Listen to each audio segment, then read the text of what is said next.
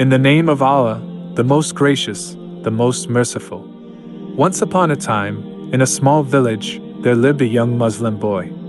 He was intelligent, kind, and always eager to learn about Islam. His parents had raised him with the teachings of the Quran and the Sunnah, and one lesson they constantly reminded him of was the concept of Tawhid, the oneness of Allah.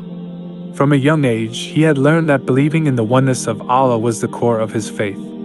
His parents often told him that Shirk, associating partners with Allah, was the gravest sin in Islam. One day, he overheard some boys in his village talking about idols and how their ancestors used to worship them. They were fascinated by these stories, but he felt uneasy.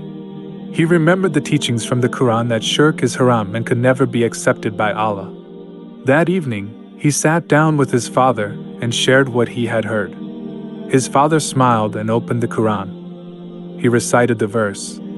Indeed, Allah does not forgive association with Him, but He forgives what is less than that for whom He wills.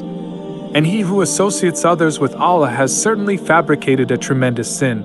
He listened carefully, understanding the seriousness of the sin. His father explained that Allah is the creator of everything, and He alone deserves worship. Associating anything or anyone with Allah, whether it's idols, people, or worldly desires, takes away from His greatness and violates the very foundation of Islam. Days passed, and one day while walking home from college, he saw a group of boys performing strange rituals in front of an idol they had created out of clay. His heart sank, knowing how displeased Allah would be with such actions. Instead of walking away, he approached the boys and calmly explained to them the beauty of believing in one God. He told them about the mercy, power, and love of Allah, and how no object or creation could ever compare to the Creator. To his surprise, some of the boys listened.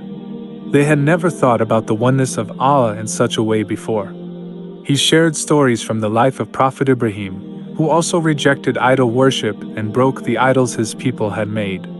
Slowly, the boys began to question their actions and realized the truth of what he was saying. With time, they abandoned their practices of Shirk and turned back to the teachings of Islam. They embraced the message of Tawhid and became more devoted to their prayers, fasting, and remembrance of Allah. He learned that day that standing firm in the face of misguidance and sharing the truth of Islam could bring people back to the straight path.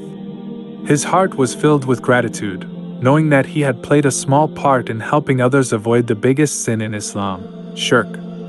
Moral of the story: belief in the oneness of Allah, Tawhid, is the foundation of Islam. Shirk, or associating partners with Allah, is the greatest sin and goes against the very essence of our faith. We must always strive to hold on to the teachings of Tawhid and share its message with others, for there is no greater honor than recognizing and worshiping Allah alone.